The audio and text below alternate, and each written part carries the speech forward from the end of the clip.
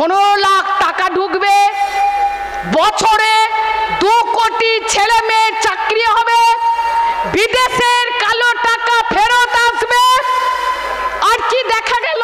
সেই বিজেপিকে জিজ্ঞাসা করতে চাই, আজকে 10 বছর হয়ে গেল ভারতবর্ষের প্রধানমন্ত্রী তার প্রতিশ্রুতি কেন রাখেনি? এই যারা চিটার, চিটার মানে এই যারা প্রতি বছর ইলেকশন এলেই প্রতিশ্রুতি দেয় আর ইলেকশন মিটে গেলেই ঘরে ঢুকে পড়ে, তাদের থেকে বড় চিটার আর কোন দল হতে পারে না।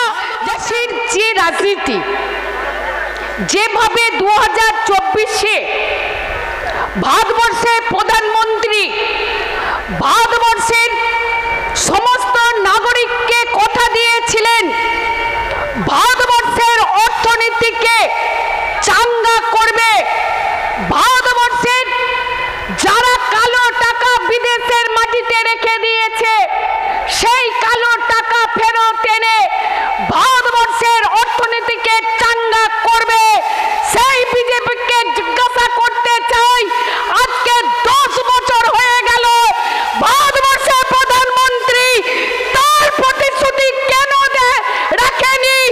এই সভা থেকে আমরা জানতে চাই।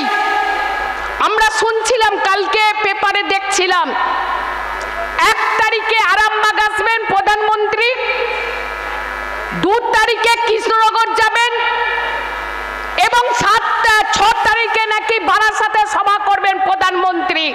বারবার সভা করুন, স্বরাষ্ট্রমন্ত্রী করুন, বিজেপি করুন। প্রথম হচ্ছে যারা চিটার, চিটার মানে এই যারা প্রতি বছর ইলেকশন এলেই প্রতিশ্রুতি দেয় আর ইলেকশন মিটে গেলেই ঘরে ঢুকে পড়ে, তাদের থেকে বড় চিটার আর কোন দল হতে পারে না, যেটা বিজেপি জেনে রাখুন। আজকে লজ্জা করে না? 15 লাখ টাকা ঢুকবে, বছরে 2 কোটি ছেলে মেয়ের চাকরি হবে, বিদেশের কালো টাকা ফেরত আসবে। আর কি দেখা গেল? দেখা গেল কি পশ্চিম বাংলা থেকে শুরু করে বিরোধী যেসব দল আছে বাড়ি বাড়ি ইডি সিবিআই চলে যাচ্ছে। কয়েকদিন আগে ক্যাগের রিপোর্ট, কিসের রিপোর্ট? যে 350 কোটি টাকা বিজেপির ফান্ডে ঢুকেছে। আগে ইডি হাইকোর্ট তারা হিসেব দিক, আগে তাদের এগেইনস্টে ব্যবস্থা নিক। এই টাকা বিজেপির ফান্ডে কোথা থেকে এলো? সবাই চোর।